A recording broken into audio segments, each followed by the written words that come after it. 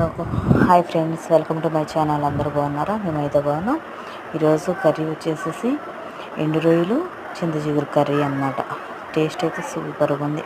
First time చేశాను, బాగా నచ్చింది. అది ఎప్పటి నుంచో చేసుకోవాలని ఇప్పుడు చేసుకున్నాను. ఊరు వచ్చినాక ముందుగా ఎండు రొయ్యలు ఫ్రై చేసుకొని ఆయిల్లో శుభ్రం కడుక్కొని ఫ్రై చేసుకొని పక్కన పెట్టుకోవాలి.